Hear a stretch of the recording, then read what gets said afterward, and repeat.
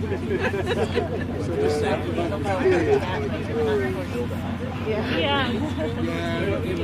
Try one, try it.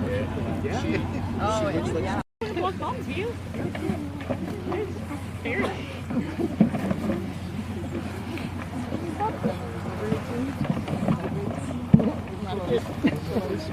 Looks like he's fighting back.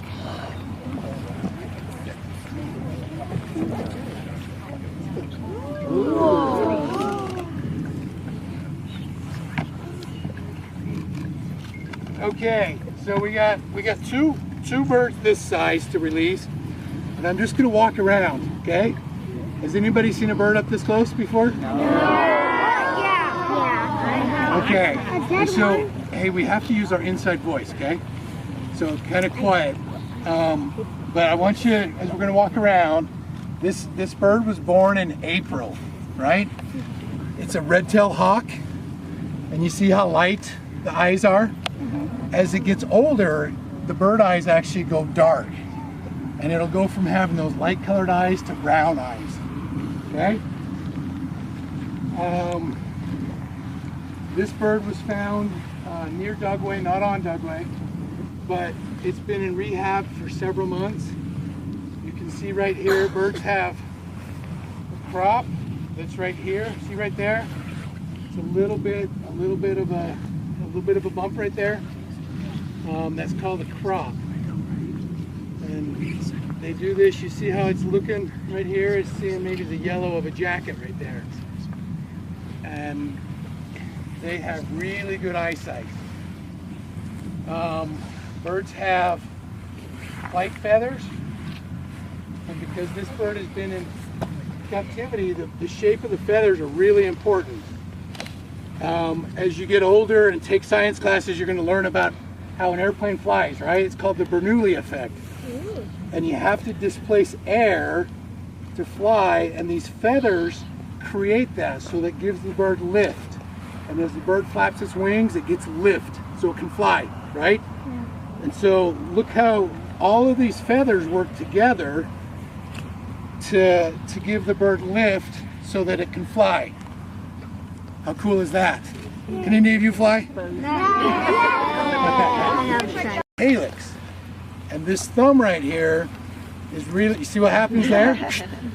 When it gets a rabbit or a small mammal, a mouse, that's what it does. It grabs on like that with its thumb. Ouch. And they bite, they pinch. So this bird is, we think it's ready to go. And you put the clothes on? Yeah. I lost it. So we're gonna step back here, and I should start with this. This bird, we didn't get this bird out of the zoo, right? So it's a wild caught bird. I have no idea what it's gonna do. We're gonna release it that way. It feels to me like it's gonna fly away. But if it goes to the ground, or if it takes a left-hand turn and comes back this way, everybody just hold still, okay? It won't swoop at you. It wants nothing to do with us. But let's see what it does, okay? All right, so there she is. Brandon's gonna help me release. And like I said, we're gonna turn and we're gonna throw the bird that way. Yeah.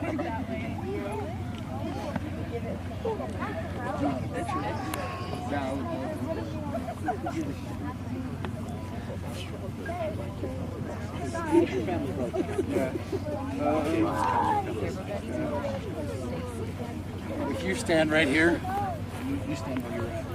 You come stand right here. Oh, come stand right where you're at? Yeah. Sorry. Brandon, you come stand right here.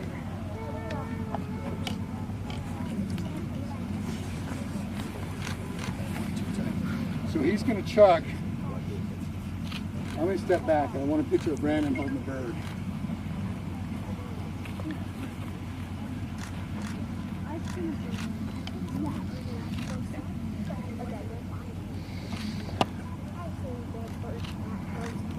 Okay. So if you guys were widening like over there, chuck right there. If you want the mountain in the background, you may want to come over. No, because I'm afraid I'll get the back of it. right, it's all you. About 5-6 feet. Here we go.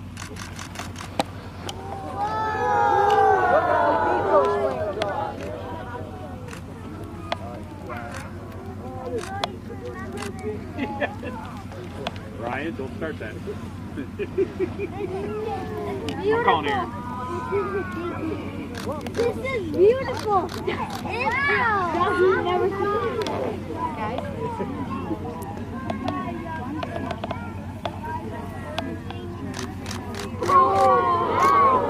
What you doing?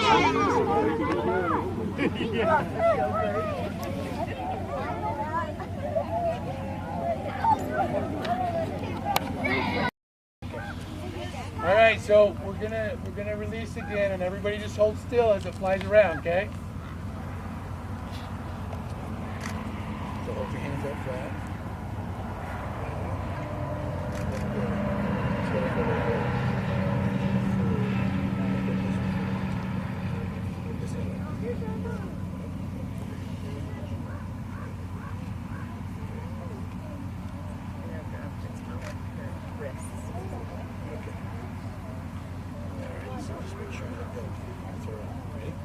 Sure.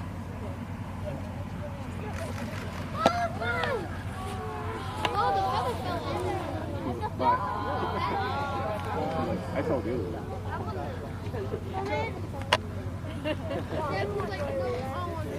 All right. So I'm gonna go. I'm gonna get the other bird out of the box over there. Okay.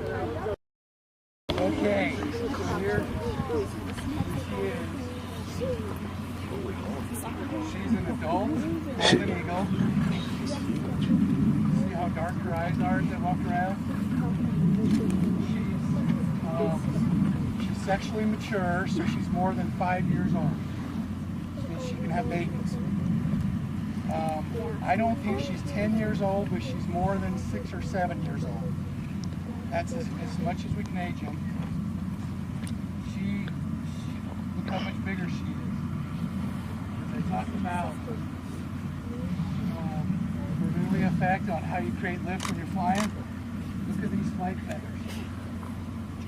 You see how they're a little bit tattered on the ends? She's got a little bit of flight feather wear. But she's still going to be able to fly. Look at her eye color, and then look at her feet. And look how much bigger they are. You see this guy right here? This one right here, her thumb or helix? That is the real deal there. See how big her feet are?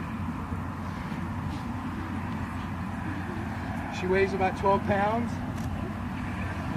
Some of you may have heard we were going to do the release last week. But as we weighed her, she was a little bit too fat to fly. She'd eaten too many rabbits. So we had to put her on a little bit of a diet. And hopefully today she's really ready to go. In just a second, I'll answer questions, okay? So yeah, let's hear your question. Why are the top feathers bigger than the bottom? Yeah. I like that you're looking at the feathers. So each feather, you see these 3 feathers right here? Each feather has a purpose. And those top 5, 1, 2, 3, 4, 5 feathers, as she's flying, as she needs to adjust where she's going, she's able to tip those a little bit, and that helps her fly better. A lot of people will tell you that eagles mate for life, and it's called fidelity. They have a high mate fidelity and a high site fidelity. So they like to occur on that nest as long as she can. She'll stay there with the same mate, but if something happens to her mate, then she'll find another mate. So, and that's just because, you know, it's her job to pick out baby eagles, right? Mom and dad will date in January and February, and then about in mid-February, she'll lay an egg. Everybody get a good look? You guys want us to come back here?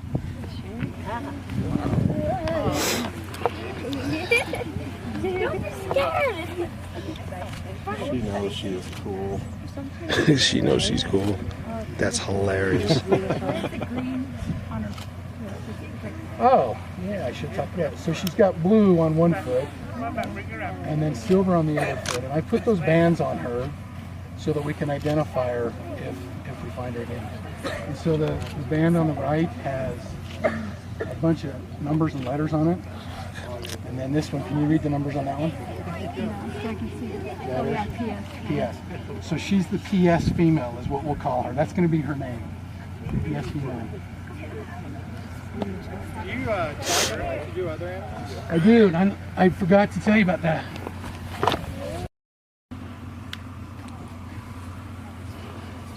Okay, so we're gonna do this. If she goes to the ground, I'll see if I can pick her up, but hopefully we get her up there and she can fly away. It's really hard to fly where she hasn't flown for a while in the open space like this. We took her to a tennis court and flew her with a string, certain kind of string, and she did just fine. But see what happens. Yeah!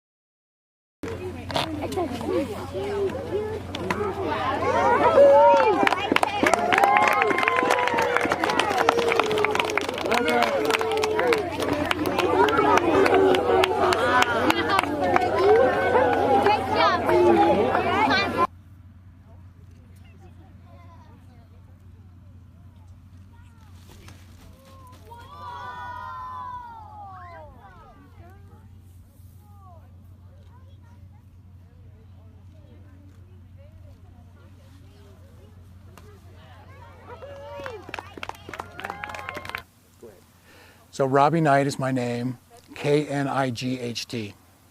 All right, now what I want you to do again, I want you to say, my name is, and this is what I do, okay? Okay. In 3, 2, 1. My name is Robbie Knight. I'm a wildlife biologist for the U.S. Army at Dugway Proving Ground. All right, so what did we do here today? Today we released a golden eagle. She had been picked up about a month ago on this territory. We put her through a rehab process where we gave her a little bit of medicine, gave her some food, and allowed her to recover so that we could release her today. Do we know what happened to her? So I found her about a month ago. She was on the ground, and I'm not exactly sure why. But as we put her in rehab and we brought her through that process, she demonstrated that she was fully capable of being released to the wild. So tell us what the other two, there were 2 other birds that you released today. Give us a little insight on that. Yeah, so today we also released a couple of other birds. They were red-tailed hawk. They're 1-year-old birds, and they also were found near Dugway on the ground. And sometimes when birds end up on the ground, they just need a little bit of TLC almost, where you give them some food, a little bit of medicine, and just a little bit of time to recover, and then we can re-release them into the wild. Why is this important to Dugway and our mission? So this is important to Dugway and our mission because we are also good stewards of the environment at Dugway. We actively test and train and support the military mission, actively taking care of the uniqueness of the mission out here. But as we do that, we also actively take good care of the environment. We're good stewards of the environment, and we actively seek to help the animals that occur out here and the mission play nice together.